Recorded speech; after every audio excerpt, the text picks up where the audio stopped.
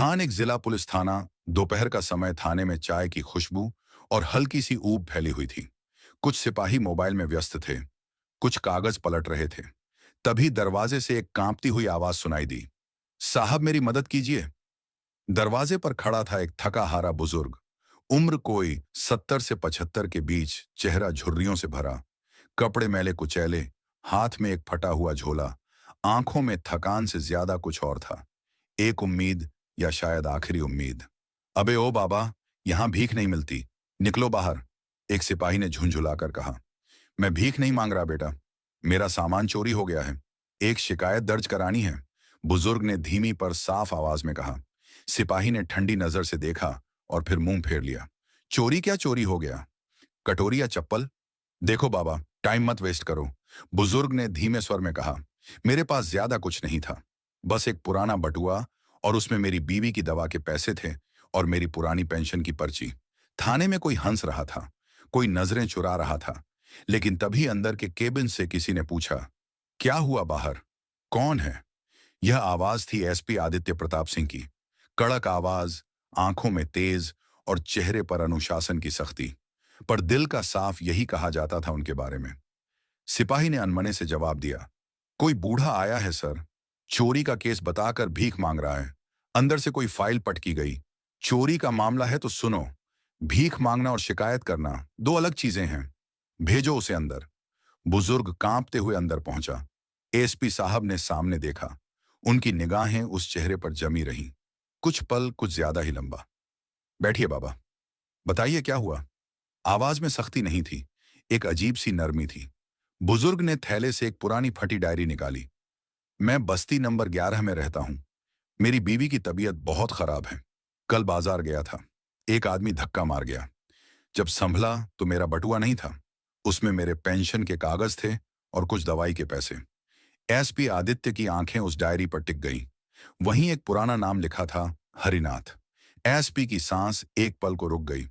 क्या नाम बताया आपने? उन्होंने धीरे से पूछा। हरिनाथ, हरिनाथ सिंह, बुजुर्ग ने जवाब दिया। एसपी की उंगलियां को धीमे धीमे मेज पर थिरकने लगी। बाबा, आपकी बाजू पर यह निशान कैसा है? उन्होंने इशारा किया।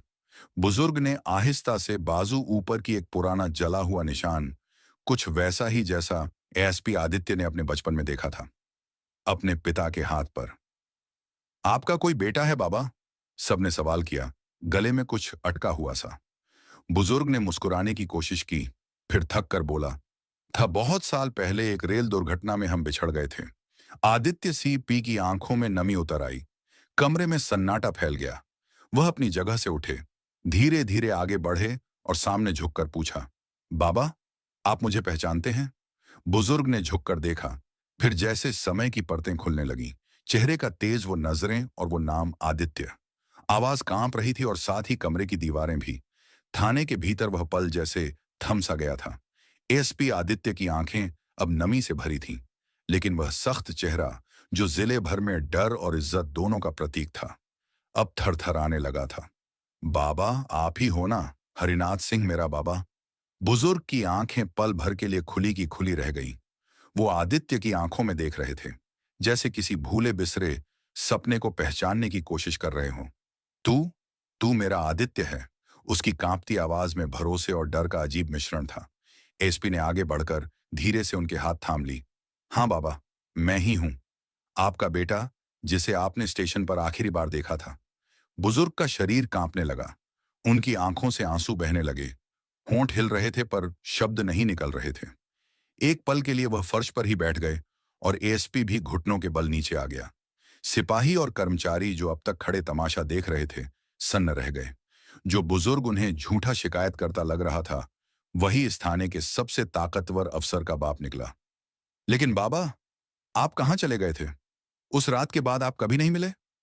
आदित्य की आवाज टूट रही थी। हरिनाथ ने धीरे धीरे जवाब दिया, वह रेल हादसे की रात मैं तुम्हें ढूंढता रहा बेटा, लेकिन भगदड़ में सब बिछड़ गए और फिर मैं घायल हो गया। अस्पताल में महीनों रहा, फिर समझा कि शायद तू नहीं रहा। मैं रहा बाबा, मैं जिंदा रहा। एक अनाथालय में पहुंचा, तुम्हें ढूंढता रहा, बड़े होकर आईपीएस बना। सोचा अगर कभी कोई सुराग मिलेगा तो, लेकिन तुम्हारा नाम, शहर सब खो गया था। एसपी की आवाज भी अब बह रही थी। बुजुर्ग ने थरथराते हाथों से बेटे का चेहरा छू लिया। तू कितना बड़ा हो गया और अफसर बन गया बेटा। पूरा थाना अब भावुक हो गया था। कोई चुपचाप आंखें पोंछ रहा था, कोई छुपकर वीडियो बना रहा था। लेकिन उस पल में कोई नियम, कोई वर्दी, कोई औपचारिकता नहीं थी। सिर्फ एक बाप और एक बेटे की मुलाकात थी, जो जिंदगी भर अधूरी रही थी। एसपी ने आदेश दिया, सभी रिकॉर्ड करो कि बाबा की शिकायत पर अब एफआईआर दर्ज होगी और इस केस की तह तक जाया जाएगा। सभी अफसर हरकत में आ गए। एक सिपाही चाय लेकर आया। बाबा जी कुछ खाइए, बहुत देर से भूखे होंगे। एएसपी ने खुद जाकर अपने केबिन से एक कपड़ा लाया और पिता के पैरों से धूल साफ की। मैंने कितनी बार भगवान से मांगा था कि एक बार मिलवा दो, बस एक बार। अब मैं आपको कहीं नहीं जाने दूंगा बाबा। बुजुर्ग बोले, नहीं बेटा, मैं किसी पर बोझ नहीं बनना चाहता। बोझ बाबा, अगर आपकी दुआ ना होती तो आज मैं एसपी नहीं होता। मेरा पूरा जीवन आपसे ही तो है। थोड़ी देर में प्रेस को भी खबर मिल गई थी। थाने के बाहर मीडिया इकट्ठा हो चुकी थी। एएसपी आदित्य ने जो किया वह आज का सबसे बड़ा संदेश है। एक पत्रकार ने कहा, और शायद वह सही था, क्योंकि यह कहानी सिर्फ एक गुमशुदा बाप और बेटे की नहीं थी।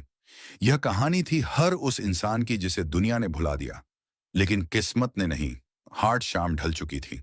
पुलिस स्टेशन की भीड़ धीरे धीरे कम हो रही थी, लेकिन एक कोना अब भी भावनाओं से भरा हुआ था।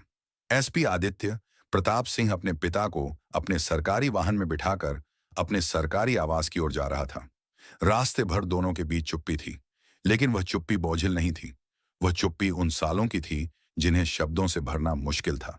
बुजुर्ग हरिनाथ सिंह खिड़की से बाहर देख रहे थे, जैसे हर एक दृश्य उनके लिए नया था।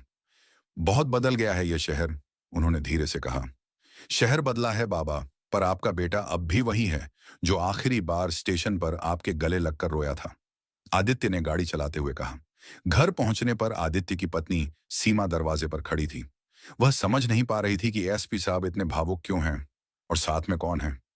सीमा, मिलो, ये मेरे पिताजी हैं। सीमा चौंक गई। आपके, लेकिन आपने तो कहा था। हाँ, मैंने भी यही समझा था कि वह नहीं रहे, लेकिन किस्मत ने आज मुझे फिर से उनका बेटा बना दिया। सीमा ने तुरंत उनके पैर छुए और उन्हें आदरपूर्वक अंदर ले गई। रात का खाना दोनों ने साथ खाया। बहुत सालों बाद खाने के बाद आदित्य पिता के कमरे में बैठा, उनके पैरों के पास बैठकर पुरानी बातें सुन रहा था। हरिनाथ ने धीरे से कहा, बेटा, तुझसे कुछ छुपाया है। आदित्य चौंका। क्या बात है बाबा? तू जब अनाथालय पहुंचा था, मैं तुझे ढूंढने निकला था, लेकिन मैं अकेला नहीं था। तेरी माँ भी थी मेरे साथ। आदित्य के चेहरे से रंग उड़ गया। माँ? हाँ बेटा, वो जिंदा थी, लेकिन हादसे के बाद मानसिक रूप से बहुत कमजोर हो गई थी, और जब तू नहीं मिला वो टूट गई। मैंने उसे एक सेवा संस्थान में भर्ती करा दिया, जहां उसका इलाज हो सके। तो क्या वह अब भी वहीं है? अब तक मैं हर महीने जाकर मिलता था, पर पिछले महीने मेरी जेब कट गई, दवाई के पैसे भी चले गए। तभी शिकायत दर्ज कराने गया था। एएसपी आदित्य खड़ा हो गया। मैं अभी चलूंगा बाबा, मां को लेकर आऊंगा। मैं अब कोई अधूरा रिश्ता नहीं छोड़ना चाहता। बुजुर्ग की आंखों से आंसू निकल पड़े। आज तू वाकई बड़ा अफसर ही नहीं, बड़ा बेटा भी बन गया है। कुछ घंटों बाद एसपी की गाड़ी शहर के एक सेवा आश्रम में रुकी। वहां एक कोने में एक बुजुर्ग महिला बैठी थी। सफेद बाल, शांत चेहरा, खोई हुई सी निगाहें। एसपी धीरे धीरे उनके पास गया। मां आवाज में कांपता, पर अपनापन भी। महिला ने पलट कर देखा। कई सालों की धुंध जैसे छटने लगी। आदित्य, उसकी आंखें पहली बार चमकी। एएसपी आदित्य ने झुककर उनका हाथ थामा और बोला, हाँ मां, मैं आ गया हूं। आपका बेटा, सेवा आश्रम की नर्सें, स्टाफ सब उस पल को देख रहे थे। एक बिछड़ा हुआ परिवार फिर से जुड़ गया था। सुबह की पहली किरणें जब एसपी आदित्य प्रताप सिंह के घर की खिड़कियों से अंदर आई, तो घर के अंदर की रौनक कुछ अलग ही थी। बरसों बाद उस घर में सिर्फ चाय की खुशबू नहीं, एक माँ की ममता, एक पिता का स्नेह और एक बेटे की संतुष्टि का उजाला फैला था। आदित्य ने दोनों के पैर छूकर आशीर्वाद लिया और कहा, अब मैं अकेला नहीं हूं। अब मेरा घर है, मेरा परिवार है। सीमा ने हाथ में आरती की थाली ली और दोनों बुजुर्गों की पूजा की। माँ बाबा, आप दोनों हमारे लिए भगवान हैं। उस दिन थाना परिसर में एक विशेष सभा रखी गई। सभी पुलिस अधिकारी, कर्मचारी, मीडिया और स्थानीय लोग मौजूद थे। एएसपी आदित्य प्रताप सिंह मंच पर खड़े थे और उनके पास बैठे थे उनके माँ बाप हरिनाथ सिंह और श्रीमती सावित्री देवी। आदित्य ने माइक उठाया और कहा, आप सब सोच रहे होंगे कि एक बुजुर्ग की शिकायत के लिए मैंने थाने को रोका। क्यों? इतना गंभीर क्यों हुआ तो सुनिए। सारा मंच सन्न हो गया, क्योंकि वह बुजुर्ग सिर्फ कोई पीड़ित नहीं था। वो मेरे पिता थे जिनसे मैं बचपन में रेल हादसे में बिछड़ गया था, और कल इतने वर्षों बाद इस थाने में वह मुझसे फिर मिले। कल जो मेरी वर्दी थी वह एक पुलिस अफसर की थी, पर आज जो जो मैं पहना हूं वह एक बेटे का फर्ज है, और यह फर्ज मैं कभी नहीं छोड़ सकता। सभा में बैठे कई लोग रो पड़े। कुछ ने तालियां बजाई, कुछ सन्न थे। इसके बाद आदित्य ने एक नई योजना की घोषणा की। हर थाने में एक सम्मान कक्ष बनाया जाएगा, जहां हर बुजुर्ग की शिकायत को गंभीरता से सुना जाएगा, बिना किसी पूर्वाग्रह, बिना किसी मजाक के।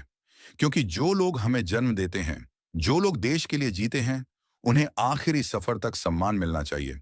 मीडिया हेडलाइंस, एसपी के थाने में मिला सालों बाद बिछड़ा पिता। देश की आंखें नम, आदित्य प्रताप सिंह बने आदर्श बेटा, नई मिसाल।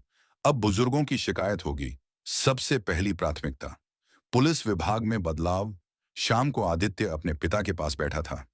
बाबा, एक बात कहूं? हाँ बेटा, अब मैं आपकी पुरानी डायरी को डिजिटल करवा रहा हूं। आपकी लिखी यादें, कविताएं सब देश पढ़ेगा। हरिनाथ मुस्कुराए। मैंने कभी सोचा नहीं था कि मेरा बेटा इतना बड़ा बनेगा और फिर मुझे ढूंढेगा।